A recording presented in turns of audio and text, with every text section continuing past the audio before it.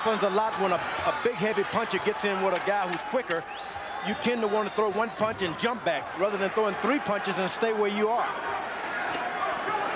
Interesting fight. Tactical battle, shifting tides of fortune as round 3 comes to a close.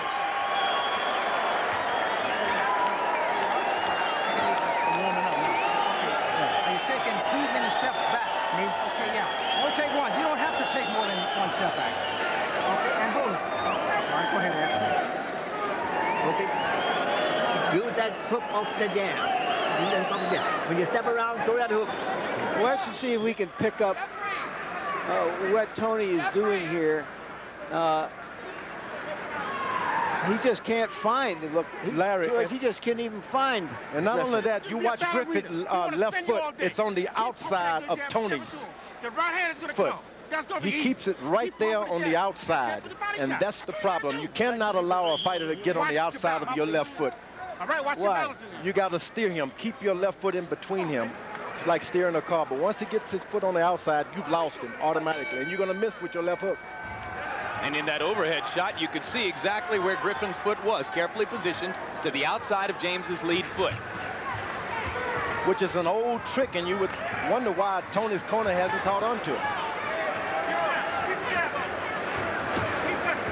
Toney's punch output dropped precipitously in round number 3 as he had more and more trouble finding Griffin in there.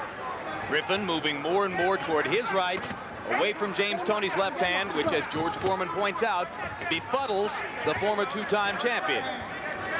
Now Griffin moves back in the other direction. Toney is allowing him once again to get, Montell is getting his left foot on the outside of Toney's left foot. You cannot allow him to do that. You're going to miss him every time with a left hook, or even with a jab. That's a good point. There he goes again. Griffin putting his foot on the outside of Toney's lead foot and cracking a right hand over the top of Toney's shoulder. And this is why you not only have corner people, you should have scouts on the outside of the ring going back to the corner, telling them what's going on. Well, Eddie Futch said yesterday that oftentimes in a rematch, George, you have a harder time getting your fighter to follow a fight plan because he's seen the opponent. He has his own ideas about what to do. But Montell Griffin appears to be following a fight plan to the letter here. That's true. The one thing about keeping your left foot on the outside of your opponent, it takes a lot of effort. And believe me, it starts hurting those stomach muscles pretty quick. Griffin looking at Lane and saying, I got hit with a low blow. Meanwhile, Toney landed a hard right hand to punctuate that exchange. Work out, come on, work out, boy.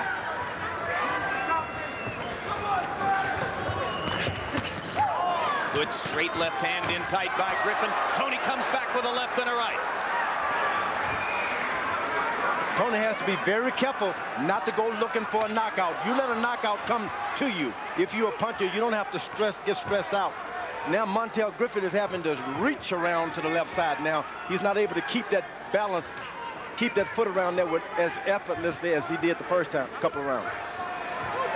James Toney picking up the pace just a little bit. Starting to throw more punches again as he did in the first couple of rounds. But Griffin still countering effectively. Now Toney is going back to the old James Toney. You let the guy grab you and you grab his arm and wait for a big shot. He has to go back to the left jab.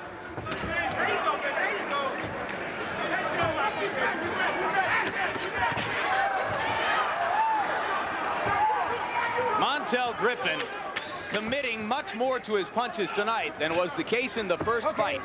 You're absolutely right, George. He's trying to make a power impression on Toney. He's got a big line down his back that shows you there's power there now, muscle. Big dent in the back. You can't do jack shit. You scared of you? Now let's give you some body shots. Bend your legs inside. Get a little close to him now. Bend your legs inside and let your hands go now. All right? Let your hands go and keep the pressure on. You feel like a champ, right? I know it, baby. Give him some water. I like that. Keep the jab on him. Inside close. Bend your legs and fire both hands to the body. And keep that right hand up for his left hook. He don't want to fight. He want to survive.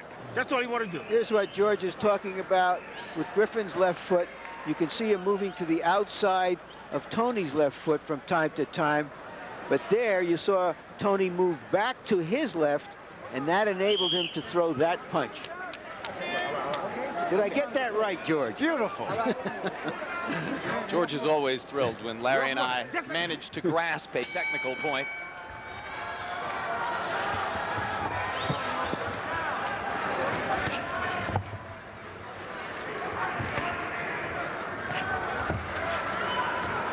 Harold Letterman, how do you have it scored through the first quarter? I don't know. Maybe I'm watching a different fight. 39-37, 3 rounds to 1, James Toney. Jim, let me tell you something. As a judge, I always look for this effective aggressiveness. I think that James Toney is punching awfully harder because of the fact that he's moving forward. And I don't see how Montell can get any power whatsoever, spinning to the side, moving backwards. He doesn't set his feet. He's punching off the back foot. On the other hand, James nails him like he did just there with that right hand. I think Toney's winning the fight so far. 3-1 Toney. I have it 2-1-1 for Toney. Incidentally, this can be an awful difficult fight to score, Jim. I started to say, I think both of you guys scored the fight for Toney on February 18, 1995 as well. And you weren't that far from, you know, normal perception, because a lot of people thought that fight could have been a draw or a Toney victory. It was a very difficult fight to score. Yeah. Toney has a tendency, after he's hurt a guy over and over, he stopped piling up points and he started looking for a knockout. He can make an awful bad mistake after 12 rounds. He's landed the most powerful punches, but not enough. Points count. Well, and it's a bad piece of strategy, because James Toney's knockouts invariably come from accumulated punishment. He's not the kind of guy who will put a man down with one blow unless he's punished him over a long period of time. Got in a hard right hand there. That's right, but he didn't come back with a left hook. He let Montell, as a matter of fact, hit him back. He used to have that left hook to the body. Where'd it go? Well, Montell has got good footwork. He doesn't allow you to just set up and come back with after you've hit him with one shot. All right, where's the head? Come on. All right, where's the head?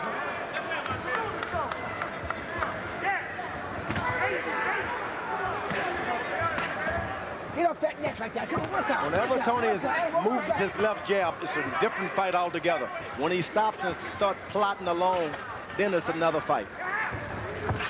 Montell has got a good right hand. He's just not using it. I don't know why. Griffin almost switched southpaw there and turned back to the conventional stance. Both fighters promised that they would switch into southpaw stances at some point during the fight, but neither man has done it so far.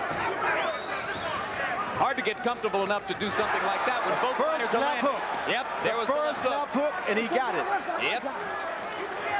Griffin wasn't ready for it. Toney with a clean left hook shot. But he has to go back and get more points. Don't start looking for a knockout, because this guy recovers.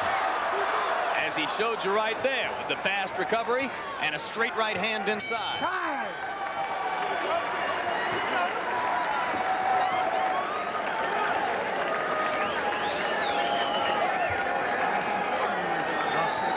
It's important that you don't land your punches and walk straight back, okay? And don't go the same way all the time. Go this way, then cut off. Now, when you get ready to cut off, or you get to the bump, you just walk right around to the side. Okay? Yeah. Okay. Don't let him walk past your left hand. Give him the left hand and the feint before you get there. Okay? All right. All right, Phil. When you're working those time. Griffin calls himself Ice. Calls this the Ice Age. Here you see Toney trying to crack the ice. And for the first with time, a left hand. He faked the right hand. Feinted with the right, came up with the left. Bend your legs when So you that's touch a your tactic we're likely to see again. The old feint. Toney has a tendency to stand up fairly straight and somewhat stiff-legged. In the first fight, trainer Eddie Mustafa Muhammad said that was his biggest failing, that he didn't bend his knees and get down to Griffin's level enough. You know, we could go into all kinds of technicalities about what happened in that fight, but basically, Toney ran out of steam in the last 3 rounds because he was winning the fight up until then. And right now, it appears that the only issues are, does he have the conditioning to fight most of every minute of every round? Or 2, will he trip over those impossibly long trunks? But his left jab is excellent this time. He goes up to the head only after he's established the reach with the left jab to the body. Griffin is holding the right hand back as though it's a big weapon. He should be landing a lot more.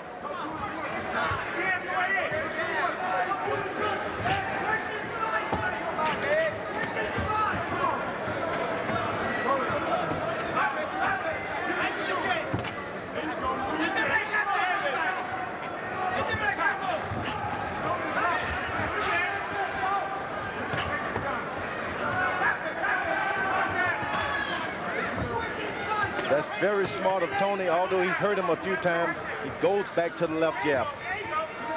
Do we see anything here, in your opinion, George, that would say that a rematch with Jones could have a different scenario?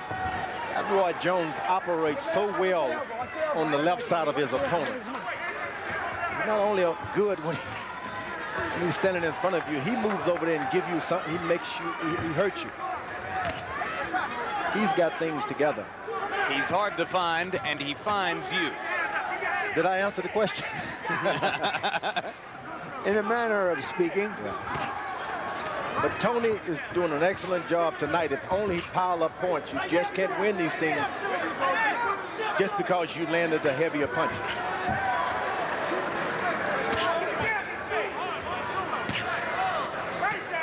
Toney's corner should tell him to get alert, win these rounds, stand up.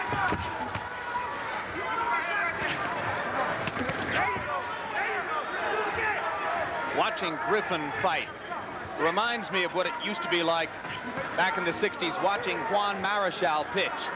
Every punch comes from a different angle. None of them are orthodox. Hard left hand.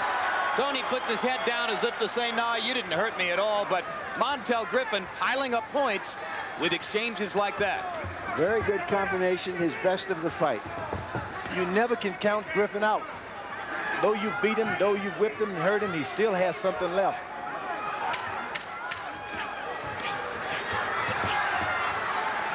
Tries to make you miss and counter. Well-conditioned fighter, too. And all of these things happen because Toney deserted his left jab. All right, watching the bout live with us in Pensacola, Florida. You saw him 2 Friday nights ago here as he scored a unanimous decision over Mike McCallum at 175 pounds. His brand new light heavyweight belt holder, Roy Jones Jr., also the world champion at 168 pounds. Roy, very briefly, what do you think of what you've seen in the first half of this bout between Montell Griffin and James Toney? Montell started out with a very good strategy, which was to stay to James Toney's left. He was doing very good with that in the beginning, but now he seems to be getting away from that. I don't know if James Toney hit him with that little short right hand and changed his mind or what may have happened. But now he's staying more in front of James Toney, and this is where James Toney is at his best. This allows James Toney to do more of what he likes to do. What do you think will happen next? I don't know. It's according to who keeps their fight plan. If Griffin goes back to getting to the outside of Toney, he would be okay. If he doesn't, then Toney will eventually knock him out. All right, thank you very much, Roy, and thanks for being with us. We'll come back to you at the end of the bout for a more general discussion of the light heavyweight division. And, of course, one of the subjects there will be what happens to the man who wins this fight. Larry?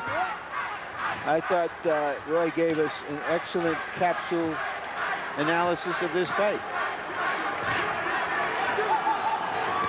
Echoing some of the things that George Foreman has been telling you throughout the bout about how effective Griffin is when he stays to Toney's left and how effective Toney is when he's able to jab and throw the right hand behind it.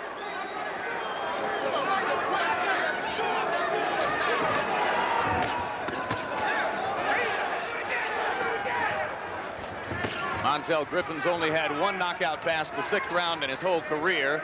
That was against the ultra skinny Matthew Charleston a little bit earlier this year, not in James Toney's league. So you don't expect Griffin to score a knockout beyond this unless Toney makes some horrible mistake. Toney, on the other hand, has had some stirring late round knockouts because he's able to accumulate punishment over the long course of the fight. Work on that guy. Work on that guy. I want to step back.